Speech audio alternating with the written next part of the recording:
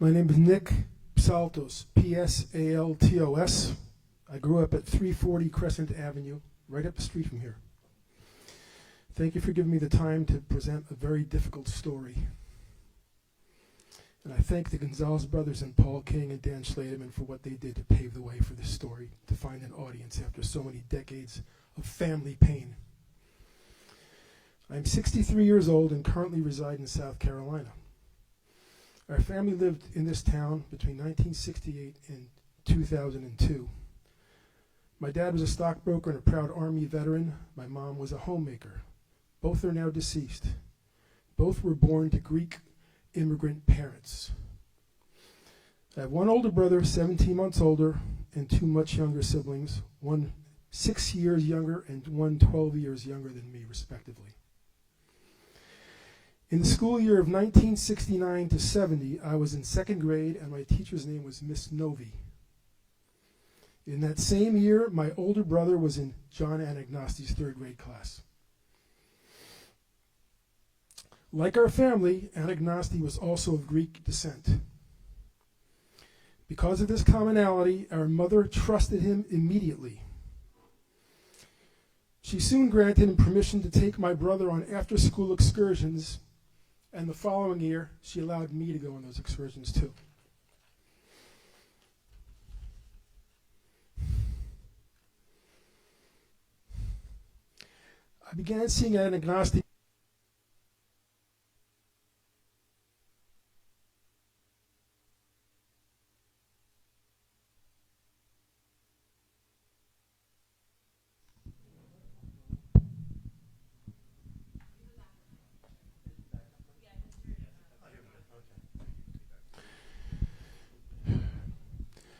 I began seeing Anagnosti in our living room quite often after delivering my brother home from their many after-school excursions.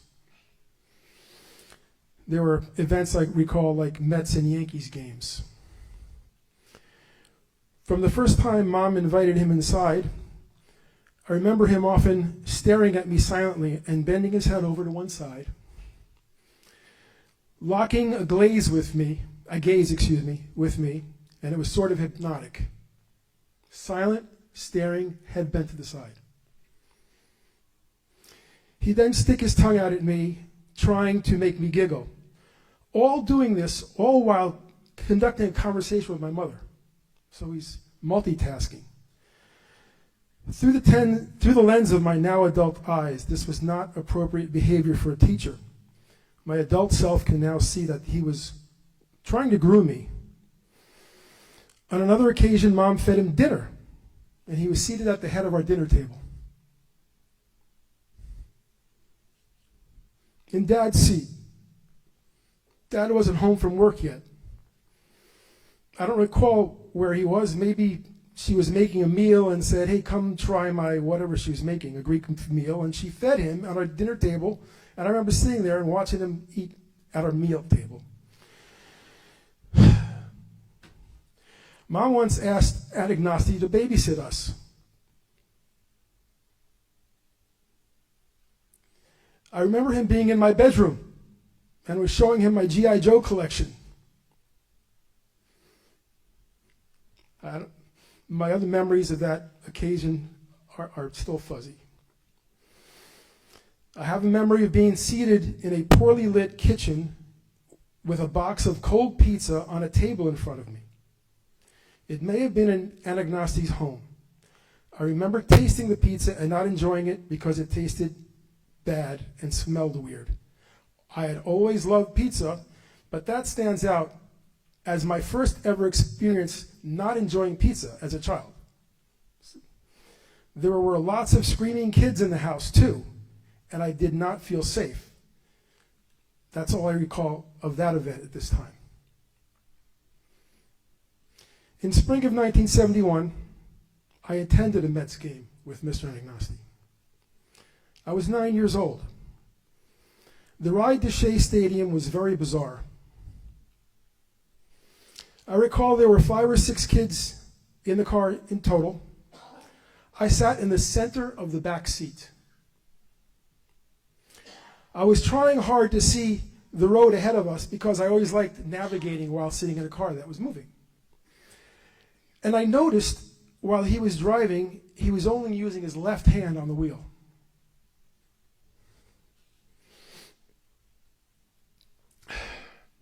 Which terrified me. While his right arm was preoccupied with hugging and tucking the child next to him in towards his lap while he's driving the car from here to Queens. He would also take his eyes off the road to kiss the child repeatedly on the top of their head.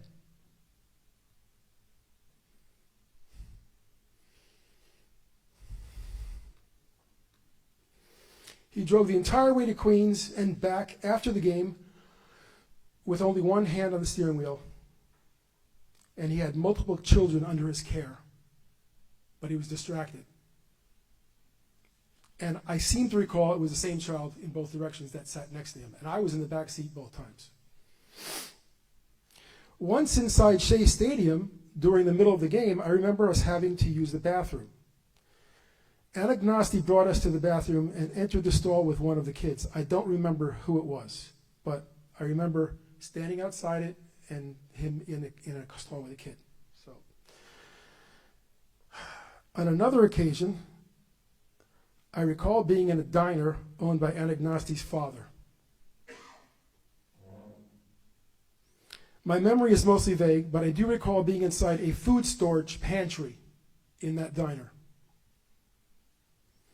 It was significant because it was the first time I'd ever seen oversized containers of famous household condiments. There were giant bottles and jars and cans with labels like Heinz ketchup, Hellman's mayo, and French's mustard. As a kid, that amazed me. I'd never seen that before, okay? But I know it was for that reason, I know it was in a storage closet.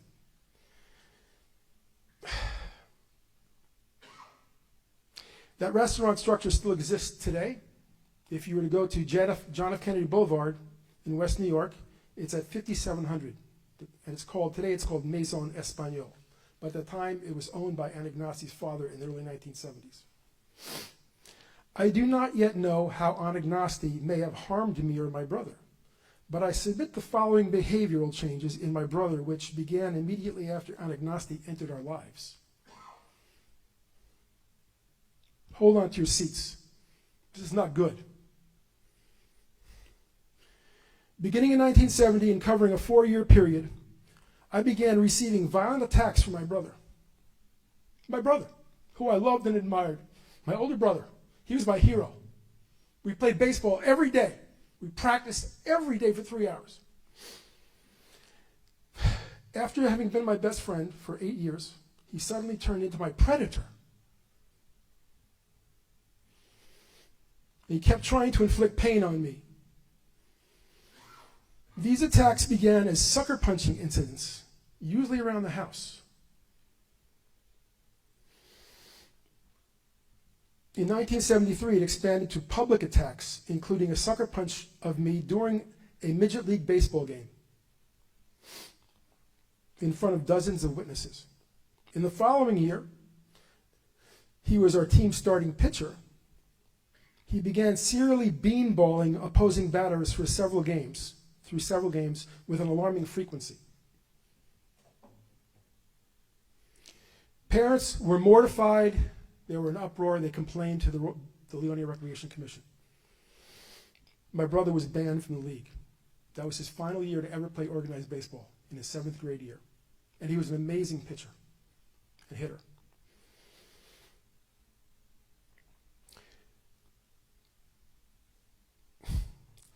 A few months later, this school burned down. Where we're standing right now burned down, and the town had a shortage of classrooms.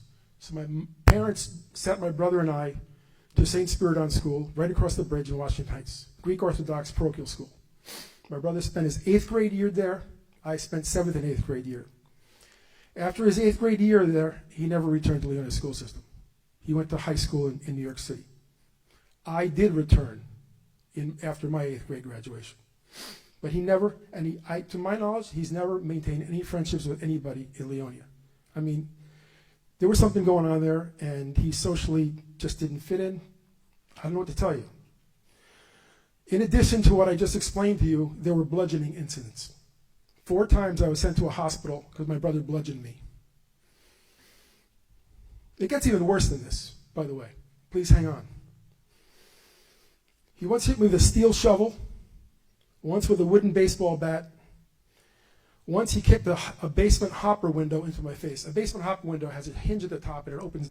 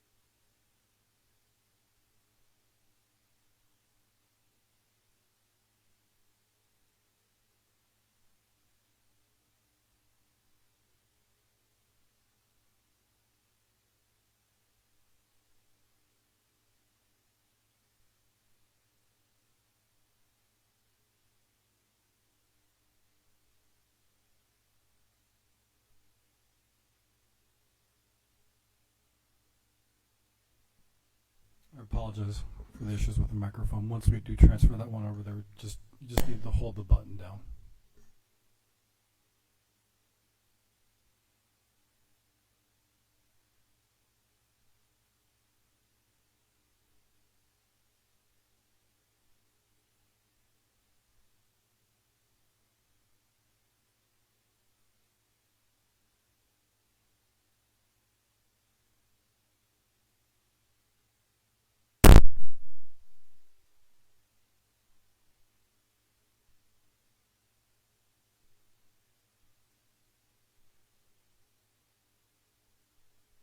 Well, hold it the whole time?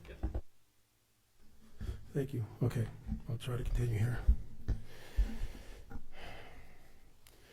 I started to mention there were several bludgeoning attacks, one with a steel shovel, once with a wood baseball bat, once with a basement hopper window kicked into my face and I gashed my chin. And the 4th time, the scenario was really, I'm not going to go into it. It was a bird bath, a cast iron bird bath that he ran behind me and shoved my head into. This is in Detroit. I wound up in a Detroit hospital, and it was really bad. Over the next several decades, there was always a lot of tension around our house. Every family holiday, my brother and I each got married, started raising our own kids, professional careers. In 2008, however, when we were both in our late 40s, my mother had an event on the 3rd anniversary of my father's death. It's a Greek tradition to have a memorial dinner or a luncheon. And at a restaurant right up the hill from here in Napoli, in Fort Lee, there were 40 members of our family assembled and dear friends of my father. And at that event, my brother sucker punched me and then strangled me. I quickly escaped, grabbed my son and my wife, and just strode out of the restaurant. Within a minute, someone came out, a relative, and said, "No, come back inside. Everybody saw what happened. It wasn't your fault." And I said, "You're right. I should go back inside." So I went back inside. And as soon as I got in there, the police were already inside. There were police. There happened to be police on Main Street directing traffic for some reason. They were summoned immediately, and they were doing an investigation. They asked me if I wanted to press charges, and I said, "I will not press charges against my brother." As soon as I said that, a scuffle broke out in another part of the restaurant, and my brother had struck a police officer and got arrested.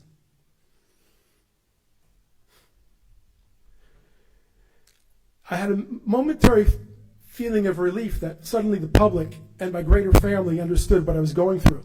But that was not the case. The very next day, my mother wove a yarn about how everything was my fault, which she had been doing since we were children. Since we were children. She didn't know how to deal with this stuff, and her only escape from it was to say, first it was sibling rivalry, and then exclusively, I was the problem.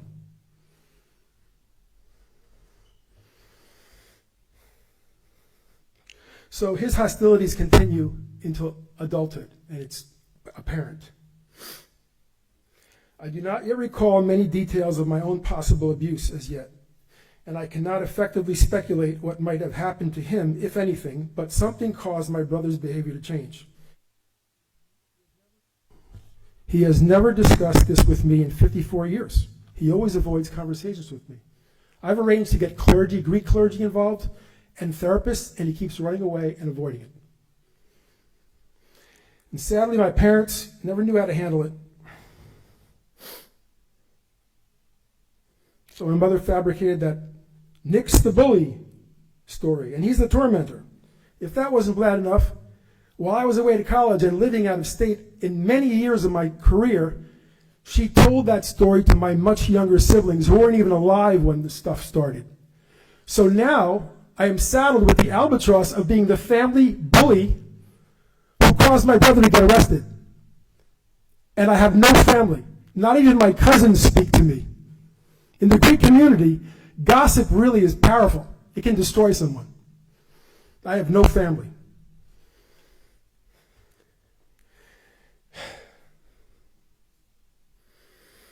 So the slander my younger siblings had caused me to get excommunicated in my wider family. And it caused me great emotional pain, which undermined my marriage. I am now divorced and estranged from my only son for 11 years now. He won't speak to me. I've lost my health, becoming at one point morbidly obese, 390 pounds. Unemployed because I couldn't even focus on my job as a vice president of technology at a medical device firm. I have an MBA from Columbia University and an engineering degree from Lehigh. I couldn't keep my head thought straight because I was being emotionally abused by my family since I began the quest to find out why this is all happening. When I was in my 20s, I began a 30-year quest through therapy to find out what the hell was going on with my family. And every therapist told me the same thing. Sexual abuse. Sexual abuse. But my parents didn't know how to do it, and my mother created this. She wove a narrative that basically turned into slander against me, her own son.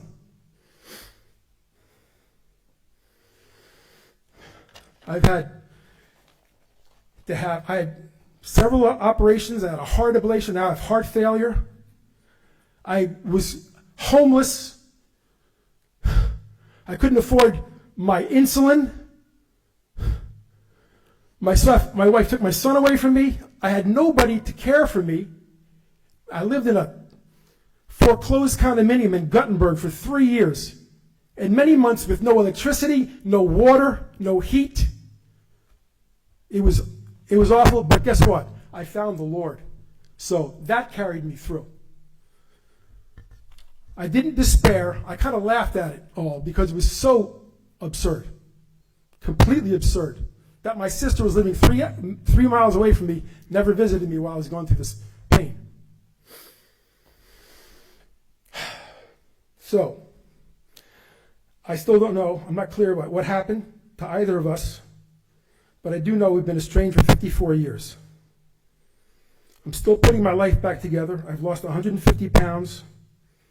I'm speaking here today for one reason. One reason. I want my son back in my life. And he doesn't understand what happened to his father.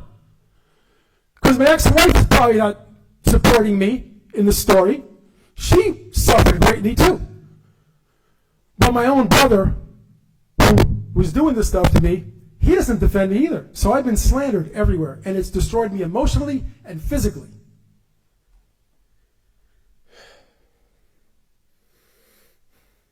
I just want my son to gain some understanding about the father who loves him and coached him for 14 years. I've spent 30 years investigating the mystery of violence, and I believe that it was caused by John Anagnosti. He was the culprit. That's all I have to say. Thank you for your time.